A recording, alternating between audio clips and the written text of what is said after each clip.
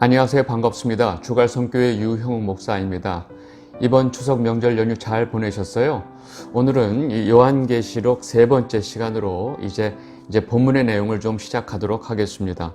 혹시라도 오늘 처음 이 영상을 보시는 분이 계시면 제가 앞전에 설명한 이 요한계시록 1편하고 2편을 꼭 먼저 보시는 것을 권해드립니다.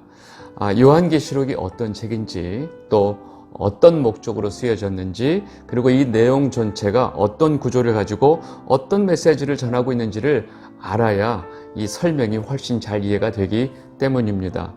오늘은 이제 본문 1장의 내용을 좀 보도록 하겠습니다. 요한계시록 1장 1절에서 3절입니다.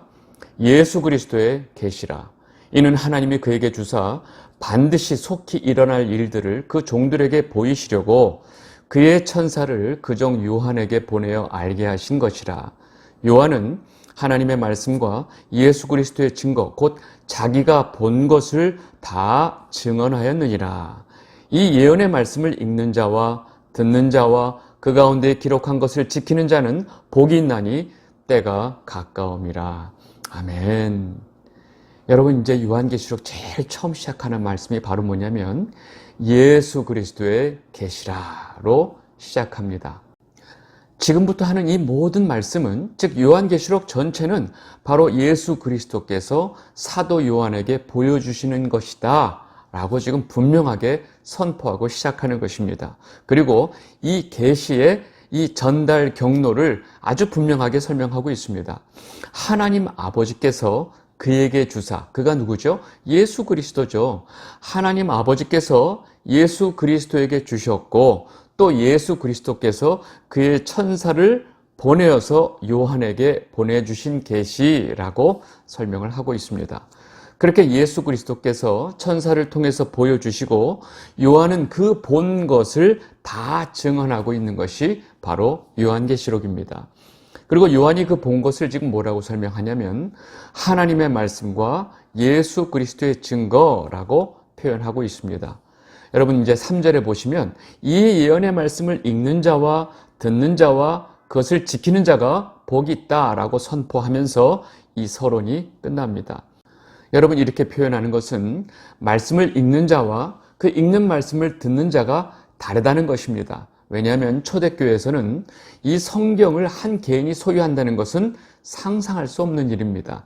그래서 어떤 한 리더가 성경을 읽으면 듣는 사람이 따로 있었던 것입니다.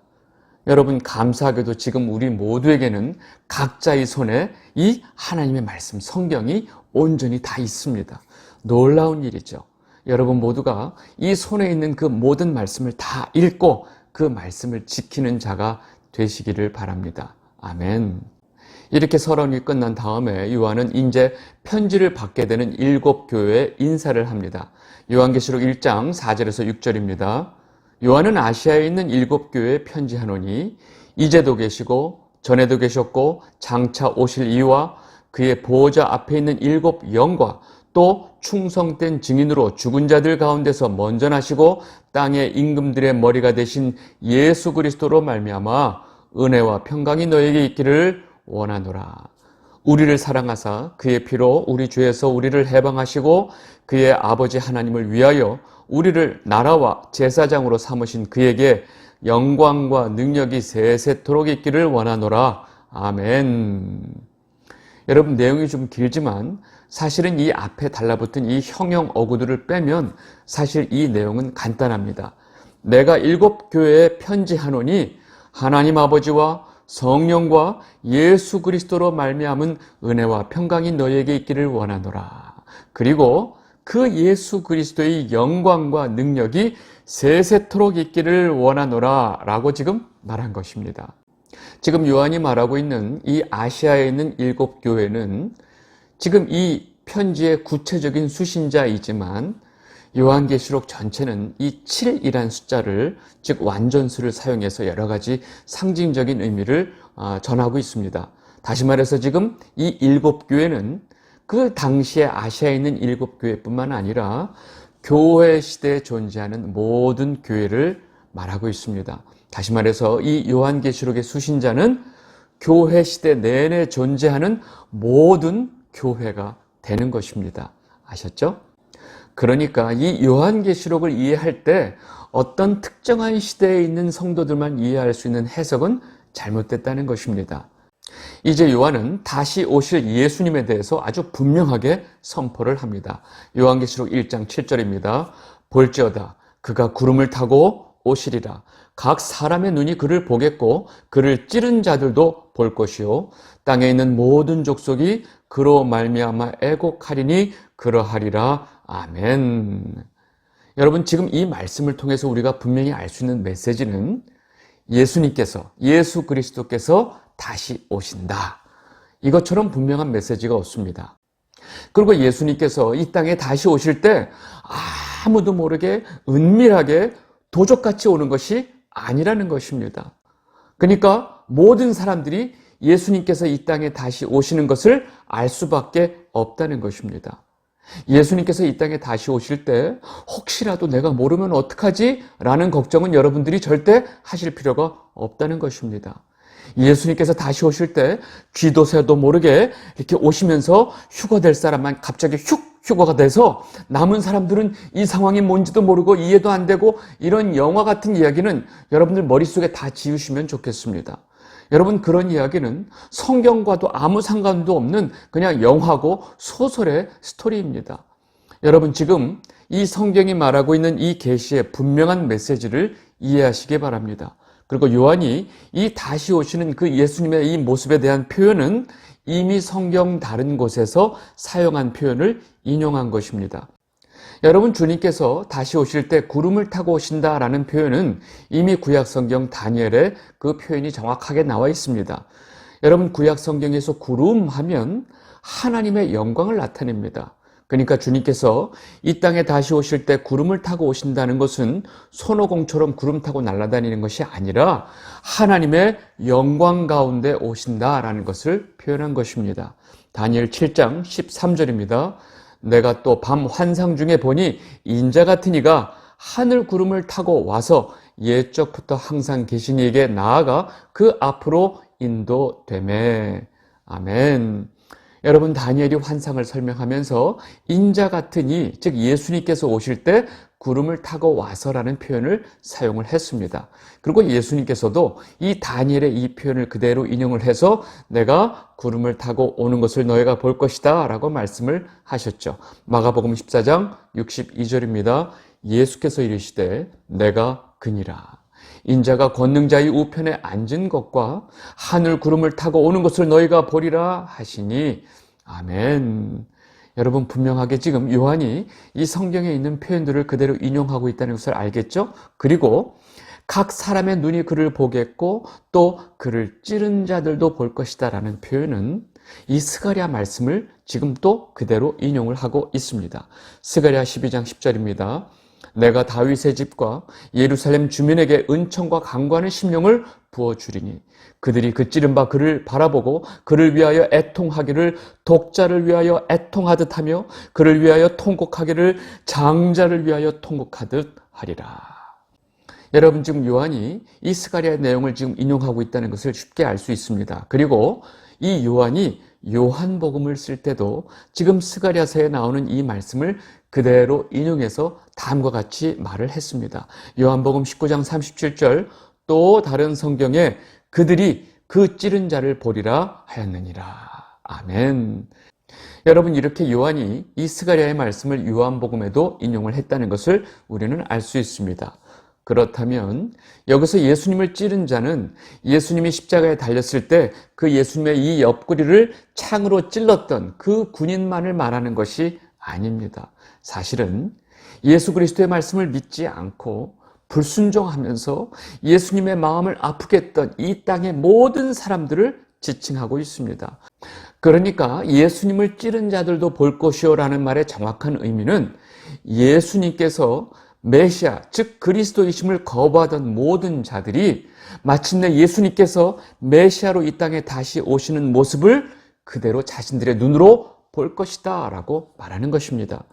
그리고 그들이 그렇게 예수 그리스도께서 다시 오시는 모습을 보는 그 순간 예수께서 하나님의 아들이시고 권능과 영광을 가지신 이 진짜 그리스도이심을 알게 되는 그 순간에 그들은 애곡, 통곡을 할 수밖에 없다는 것입니다. 여러분, 그들이 하는 애곡과 통곡은 무엇일까요? 회개하는 것일까요? 아니라는 것입니다. 그들은 회개의 애곡이 아니라 철저한 절망의 애곡을 하게 된다는 것입니다. 그래서 스가랴에서 이 장자를 위해 애곡하듯이 애곡할 것이다 라고 설명을 한 것입니다. 지금 이 요한계시록의 표현이 이 구약 성경의 내용을 그대로 인용해서 표현하고 있다는 거 이해하셨죠? 그리고 그 다음에 그렇게 영광 중에 오시는 예수님께서 자신이 누구인지를 본인 스스로 정확하게 밝히는 내용이 나옵니다. 바로 요한계시록 1장 8절입니다. 주 하나님이 이르시되 나는 알파와 오메가라. 이제도 있고 전에도 있었고 장차 올 자요 전능한 자라 하시더라. 아멘. 여러분, 알파와 오메가란 말은 이 헬라어 첫 글자가 알파고 마지막이 오메가예요. 여러분, 오메가 하면 뭐 오메가 3, 뭐 오메가 6 이것만 생각하는데 이게 알파가 첫 글자고 오메가가 마지막 자입니다. 다시 말해서 이 한국말로 하면 기역과 마지막 자음인 히읗을 생각하시면 됩니다. 무슨 말이에요? 처음과 끝이다를 이렇게 알파와 오메가요라고 표현을 하고 계신 것입니다. 지금 예수님께서 내가 처음이고 내가 끝이다 라는 이 표현은 예수님께서 스스로 완전하시고 충만하시고 영원한 하나님이심을 표현하는 이 내용입니다. 이 표현은 요한계시록의 이 모든 메시지가 마무리되는 이 마지막에도 다시 한번 등장합니다. 요한계시록 21장 6절입니다. 또 내게 말씀하시되 이루었도다. 나는 알파와 오메가요 처음과 마지막이라. 내가 생명수 샘물을 목마른 자에게 값없이 주리니. 아멘. 그리고 요한계시록 22장 13절에도 또 나옵니다. 나는 알파와 오메가요 처음과 마지막이요 시작과 마침이라. 아멘. 여러분, 지금 예수님께서 왜 반복적으로 이 편지를 읽고 있는 성도들에게 이것을 반복하실까요? 이 모든 역사의 시작도 내가 하는 것이고 이 모든 인류의 역사를 끝내는 것도 내가 하는 것이다 라는 의미가 담겨 있습니다. 나는 처음이고 마지막이고 내가 바로 영원한 하나님이다. 내가 너를 지키고 보호하는데 무엇을 걱정하고 도대체 무엇을 염려하느냐? 내 원수가 내가 너를 지키고 있는데 너를 이길 수 있겠느냐? 라는 이 예수님의 메시지가 지금 이 말씀 안에 담겨 있는 것입니다. 내 원수들은, 너를 괴롭히고 핍박하는 그 모든 원수들은 절대로 너를 이길 수 없다라고 선포하고 계신 것입니다. 그래서 주님께서 이제도 있었고 전에도 있었고 장차 올 자요 전능한 자다라고 분명하게 본인이 하나님이심을 선포하고 있는 것입니다. 여러분, 지금 이 말씀을 듣고 있는 이 사도 요한의 마음이 어떠했을까요? 한번 상상해 보시면 좋을 것 같습니다. 그리고 이어지는 이 9절서부터 요한은 1인칭 시점으로 말을 합니다. 요한계시록 1장 9절에서 11절 보겠습니다. 나 요한은 너희 형제요 예수의 환난과 나라와 참음에 동참하는 자라.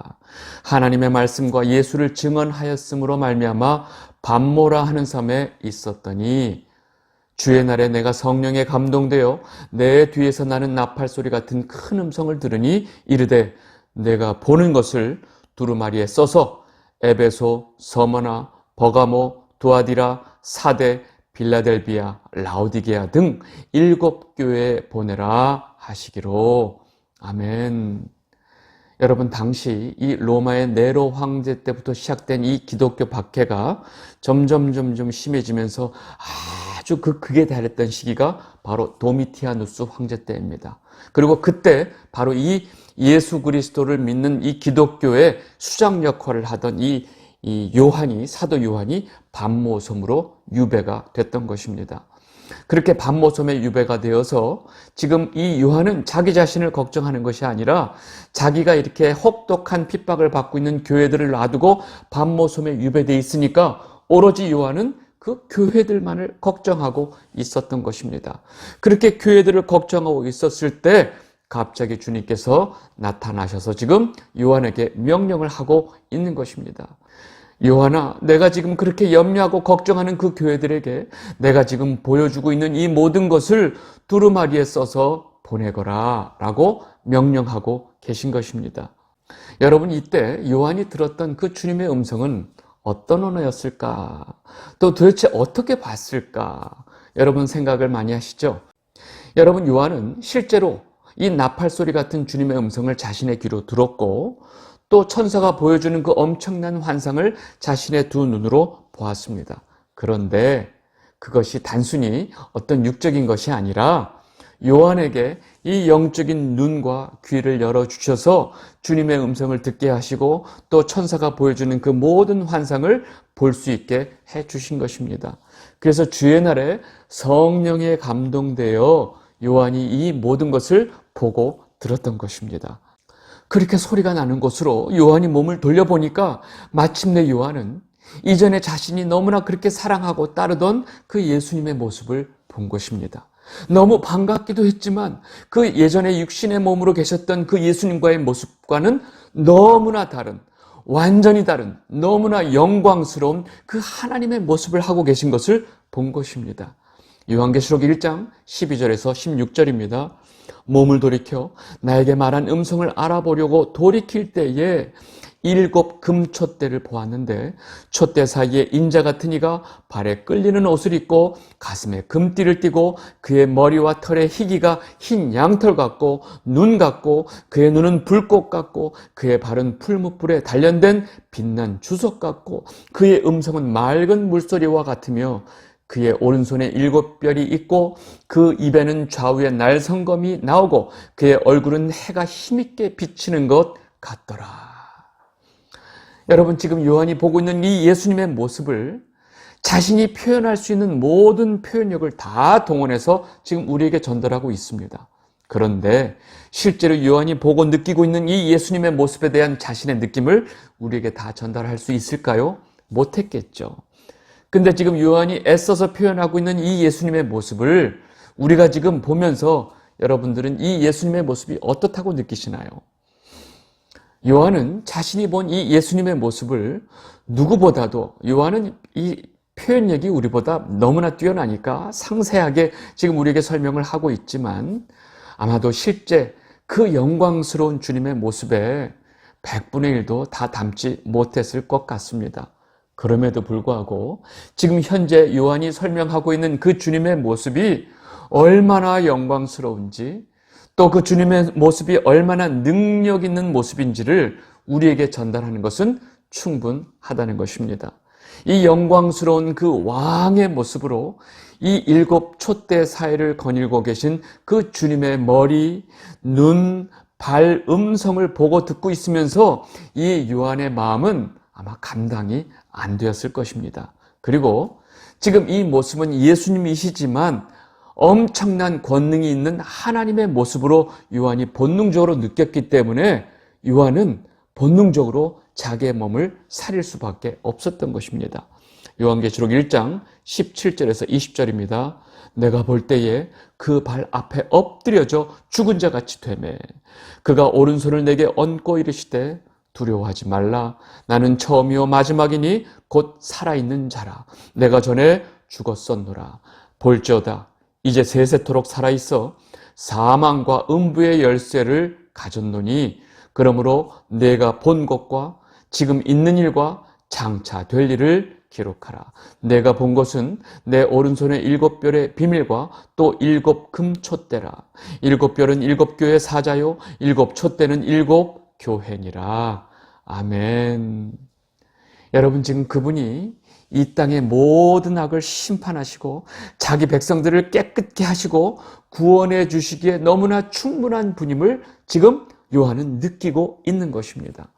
여러분, 그런데 문제는 이 죄덩어린 인간은 그 영광스러운 하나님 앞에 있을 때 본능적으로 죽을 것 같은 두려움을 느끼게 됩니다. 그래서 요한은 주님을 만났다는 반가움보다는 그 영광스러운 하나님 앞에 있는 그 인간이 가지고 있는 본능적인 두려움 때문에 본인도 모르게 엎드려 꼬꾸라지는 것입니다. 그래서 요한이 지금 자신이 엎드려져서 죽은 자 같이 되었다라고 표현하고 있습니다. 여러분, 구약에서 하나님을 만난 모든 사람들은 다 이와 같은 반응을 보였습니다. 출애굽기 3장 6절입니다. 또 이르시되 나는 내 조상의 하나님이니 아브라함의 하나님, 이삭의 하나님, 야곱의 하나님이니라. 모세가 하나님 배웠기를 두려워하여 얼굴을 가리매. 그리고 여호수아가 하나님의 사자를 봤을 때도 이와 같은 반응을 하고 있습니다. 여호수아 5장 14절입니다. 그가 이르되 아니라 나는 여호와의 군대 대장으로 지금 왔느니라 하는지라. 여호수아가 얼굴을 땅에 대고 엎드려 절하고 그에게 이르되 내 주여 종에게 무슨 말씀을 하려 하시나이까. 여러분, 또 잘 아는 그 이사야가 이 하나님의 영광스러운 모습을 봤을 때 나는 이제 죽었다, 나는 망하게 됐다 라고 말하는 장면이 있습니다. 이사야 6장 5절입니다. 그때 내가 말하되 화로다, 나여 망하게 되었도다. 나는 입술이 부정한 사람이요 나는 입술이 부정한 백성 중에 거하면서 만군의 여호와이신 왕을 배웠음이로다 하였더라. 여러분, 이렇게 영광스러운 하나님 앞에 이 죄덩어린 인간은 그냥 본능적으로 그 죽음의 두려움에 휩싸일 수밖에 없었던 것입니다. 그런데 문제는 지금 이 환상 중에 이 엄청난 영광스러운 모습으로 나타나신 예수님께서 요한을 두렵게 하려고 나타나신 것이 아니라는 것입니다. 지금 주님께서는 교회들을 걱정하고 있는 요한을 위로하고 요한에게 힘을 주려고 나타나신 것입니다. 그래서 주님께서 이 두려워 떨고 있는 요한에게 오른손을 내밀어서 이렇게 얹으시면서 두려워하지 말아라 요한아. 지금 내가 걱정하고 있는 그 교회들을 내가 지금 내 손에 이렇게 지키고 있다는 것을 지금 말하고 있단다. 알겠느냐라고 말씀하고 계신 것입니다. 여러분, 그리고 주님께서 이 두려워 떨고 있는 요한에게 위로하면서 내가 이제 세세토록 살아있어 사망과 음부의 열쇠를 가졌다라고 말씀을 하고 계십니다. 여러분, 지금 주님께서 내 손에 사망과 음부의 열쇠가 있다라고 말씀하시는 것은 무슨 말씀을 하고 계신 것일까요? 여러분, 그것은 주님께서 이 사망과 음부의 권세가 주님 손에 있다라는 것을 말씀하고 계신 것입니다. 여러분, 사망은 이 죽는 것 자체가 사망이고 음부는 사망 이후에 예수님을 믿지 않는 자들이 가 있는 곳이고 또 그 상태를 말합니다. 여러분, 자색 옷을 입고 날마다 파티를 즐기던 그 부자가 죽었다가 눈을 뜬 곳이 바로 음부라는 거 성경이 그대로 말하고 있습니다. 누가복음 16장 23절, 그가 음부에서 고통 중에 눈을 들어 멀리 아브라함과 그의 품에 있는 나사로를 보고. 여러분, 이 내용 기억나시죠? 그리고 음부는 단순히 어떤 장소의 개념이 아닙니다. 사망 이후에 육체와 분리된 영혼을 붙들고 있는 어떤 하나의 권세를 말하고 있습니다. 그래서 예수님의 신부인 교회에게는 그 음부의 권세가 미치지 못한다라고 예수님께서 분명하게 말씀을 하신 것입니다. 마태복음 16장 18절, 또 내가 네게 이르노니 너는 베드로라. 내가 이 반석 위에 내 교회를 세우리니 음부의 권세가 이기지 못하리라. 아멘. 여러분, 음부의 권세는 절대로 교회, 성도를 이길 수 없다는 것입니다. 왜요? 예수님께서 바로 그 사망과 음부의 열쇠를 가지고 계신 분이기 때문입니다. 이해하셨죠? 여러분, 지금 예수님께서 요한에게 이 말씀을 하시는 이유가 있습니다. 여러분, 성도가 죽는 순간 그리고 죽은 다음 그 이후의 모든 상태에 대해서 주님께서 다 통치권을 가지고 계시다는 사실을 지금 분명히 말하고 있습니다. 여러분, 이 사실을 알고 있을 때 성도는 그 죽음과 그 이후에 대해서 그 어떤 두려움도 갖지 않게 된다는 것입니다. 이것을 지금 주님께서 요한에게 분명하게 말씀하고 계십니다. 왜냐하면 당시에 이 혹독한 기독교 박해로 인해서 지금 이 엄청난 죽음의 두려움 속에 지금 교회들이 너무나 불안해하고 떨고 있기 때문에 지금 이 교회들을 주님께서 안심시키고 위로시키기 위해서 지금 요한에게 이 말씀을 하고 계신 것입니다. 여러분, 지금 주님께서 그 7 촛대 사이를 거닐고 계신 그 모습을 보여주고 또 손에 7뼈를 쥐고 있는 모습을 보여주는 이유가 뭘까요? 이 교회의 모든 것을 주님께서 다 지키고 보호하고 계시다. 어디서? 바로 옆에서. 지금 이것을 요한에게 보여주고 계신데, 여러분, 그렇다면 왜 지금 교회를 일곱 촛대로 표현할까 생각을 한번 해보시면 좋겠습니다. 물론 일곱이라는 숫자는 모든 교회를 표현하고 있습니다. 여러분, 교회가 왜 촛대로 표현이 될까요? 그 이유는 바로 교회가 빛을 소유한 빛이기 때문입니다. 마태복음 5장 14절 15절입니다. 너희는 세상의 빛이라. 산 위에 있는 동네가 숨겨지지 못할 것이요 사람이 등불을 켜서 말 아래 두지 아니하고 등경 위에 두나니 이러므로 집안 모든 사람에게 빛이 느니라. 아멘. 여러분, 지금 이 말씀을 보니까 왜 교회가 촛대로 표현되고 있는지 아시겠어요? 여러분, 교회는 정말로 참빛이신 예수 그리스도를 소유하고 있는 빛이기 때문에 지금 촛대로 표현하고 있는 것입니다. 일곱 촛대는 일곱 교회를 말하는 것입니다. 여러분, 지금까지 지금 1장의 내용을 간략히 살펴보았는데 만약 여러분들이 지금 이 반모섬에 위배되어 있는 그리고 날마다 교회를 걱정하고 있는 요한이라면 지금 이 순간 주님께서 보여주고 계신 그 모든 말씀과 환상을 보면서 그 요한의 마음이 어떨까라고 생각해 보시면 좋겠습니다. 요한의 마음이 얼마나 성령 충만해서 이 감사와 감격과 기쁨이 있었을까요? 얼마나 그 마음의 위로가 되었을까요? 이렇게 감격스러운 상태에서 예수님께서는 요한에게 이제 구체적으로 하나씩 보여주고 계신 것이 2장 이후의 내용입니다. 우리는 이 요한계시록의 1장의 내용만 대략적으로 봐도 이 요한계시록이 어떤 편지인지 또 어떤 목적으로 하나님께서 주님에게 주시고 주님께서 그 천사들을 통해서 요한에게 보여주셨는지 그것도 시청각으로 보여주셨는지 우리는 그 목적을 너무나 쉽게 알 수 있다는 것입니다. 이 영상을 보고 계신 주갈성 성도 여러분, 지금 이 요한이 보고 있는 그 위엄 있고 전지전능하신 이 권능의 이 예수 그리스도께서 지금 이 순간 우리를 지키고 보호하고 계신데 우리가 그렇게 걱정하고 염려하며 사는 이유는 뭘까요? 그리고 그분이 우리에게 신랑이신 이 사실을 우리가 다시 한번 붙들고 여러분들 모두가 아무 근심 걱정 염려하지 않게 되시기를 바랍니다. 그리고 하나님 아버지와 성령과 온 땅에 임금 되신 그 예수 그리스도께서 여러분들에게 주시는 은혜와 평강이 여러분들 모두에게 있게 되시기를 진심으로 바랍니다. 요한계시록 3번째는 여기서 마무리하도록 하겠습니다. 감사합니다.